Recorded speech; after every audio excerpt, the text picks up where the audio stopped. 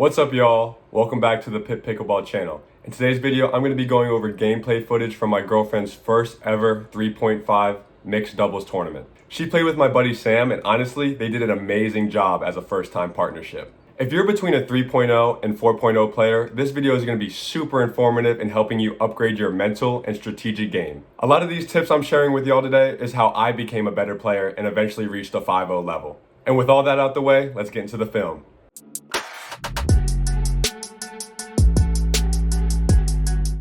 All right, here we go. Let's get into this first point. This one right here is going to highlight the main strategy that I gave Sam and Bailey when it came to their third and fifth shots. As you can see, Bailey hits a third shot drive. The opponent's serve return is not very deep, and this allows Bailey to hit a very offensive drive. And because this is 3-5 level pickleball, the opponent's block on the drive is not that effective, which allows Bailey to hit an easy fifth shot drop right here. Notice how Bailey uses her legs, gets down low, does not use any wrist, and just gently guides the ball over the net to hit a great drop right into the kitchen. And then the opponent sails an attack shot, Bailey leaves it, lets it go, and then win the point. And for the remaining points, Bailey and Sam are going to be on the far side of the court. And if you haven't noticed already, Bailey is left-handed, so Sam and Bailey will be stacking throughout this match. This allows them to have their forehands in the middle, which is going to be very effective, as you'll see in this upcoming point.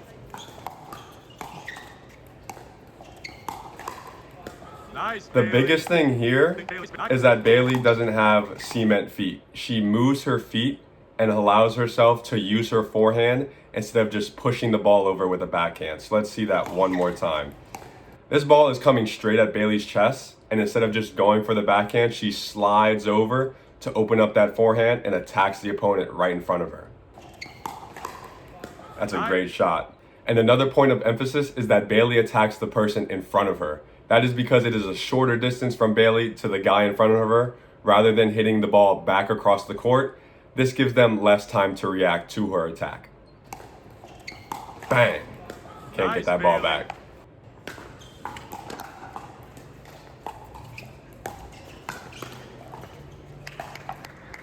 This right here is just a beautiful decision by Bailey.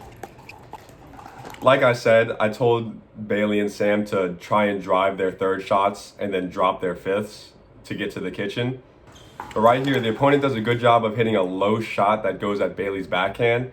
And at the 3-5 level, most people aren't going to be comfortable hitting a backhand drive that's that low. So Bailey instead decides to go with a drop shot that is very aggressive cross court. This makes the opponent pop the ball up, and Sam finishes the point off. Bailey's location is also very, very smart here. Instead of going at the person in front of her, she hits this shot across the court, which gives her more room for error when it comes to making this shot effective and landing into the kitchen.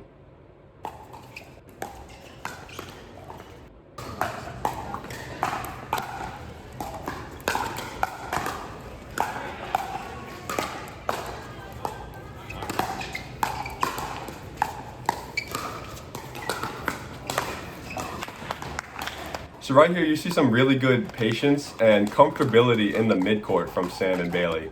They do not rush when it comes to getting up to the kitchen, which allows them to work the point, make it go a little bit longer, and force their opponents to make a mistake. So let's watch this back one more time. Bailey hits an aggressive shot here. She goes one more drive, which, you probably want to be dropping from the midcourt, but at this level, drive doesn't hurt too bad.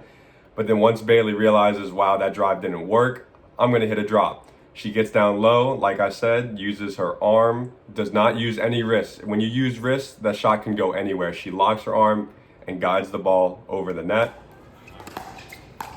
Now she gets an attackable ball from the opponent, goes at the one in front of her, tries to go up the middle. Good defense by the opponent. And then Sam hits a nice little shot that ends up being a winner.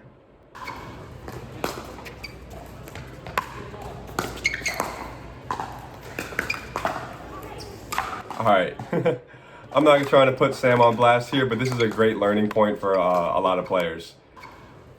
Sam does a great job here with his return. It's not too deep, But notice how he is low and ready for the next shot. His paddle is up and his knees are bent. He's ready for that drive to come back at him. And this is an amazing shot from Sam that most of the time will be a winner, but the opponent does a great job of getting low and picking up this shot. And this happens to a lot of people. This happens to myself, is that when your opponents have a great defensive shot and you felt like it should have been a winner, you're gonna force the issue on the next shot and try and hit another winner. So Sam contacts this ball below the level of the net, which at high levels, you can attack balls like that, but at 3.5, it's gonna be a lot tougher. So Sam should have probably just dinked this ball over. Instead, he hits it hard and it goes right into the net.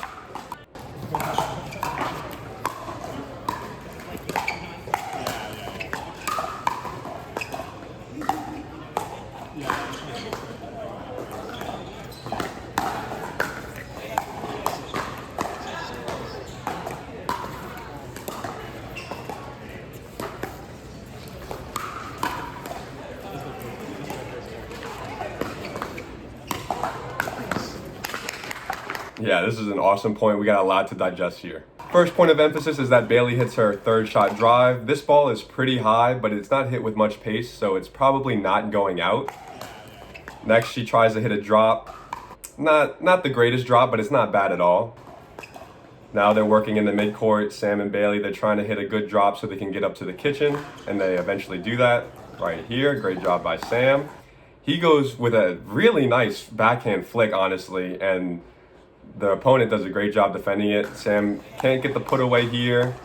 And now we just reset the point. Bailey does a good job. She doesn't force the issue. She doesn't just keep attacking just for the sake of attacking. Now she's going to get into some dinking. And Bailey does a good job locating her dink. She goes wide there. Then she goes near the middle. And she goes back wide. Good job keeping the opponent on their toes. You never want to dink in the same spot 2, 3, 4 times in a row. You want to mix it up. Keep your opponents moving. Oh, that was a very surprise attack from the opponent here. Let's watch that one more time. But Sam, notice his paddle is ready at his chest. He does not hit the ball back here. He meets it out front, which allows him to get a nice block on it. Force a bad shot from the opponent, and he gets a nice put away. That was an awesome point.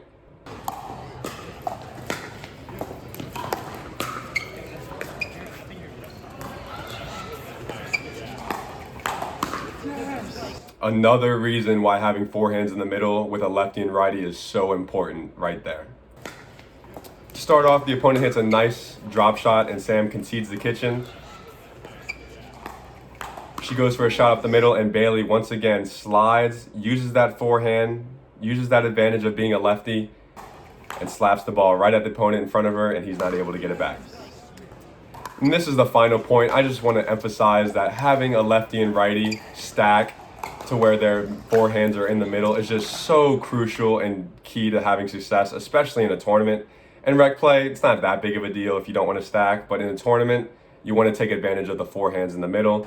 Once again, the opponent goes for a shot up the middle. Bailey hits a great attackable ball. The opponent pops it up and Sam finishes it off. All right, y'all, I hope you learned a lot from this video. The main concepts I want you to take away and put into your own game is that driving the third ball and dropping the fifth is a great formula to getting up to the kitchen. Next thing is that you don't always have to be in attack mode. Sometimes just elongating the point and waiting for your opponent to make an unforced error is good enough, especially in 3.5 to 4.0 level play.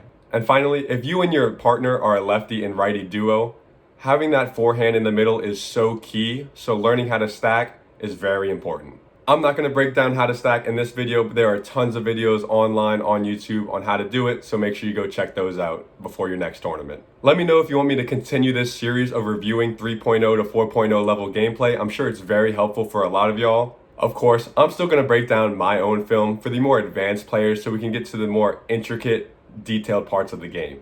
Thank you so much for watching until the end of the video, and I'll see you in the next one.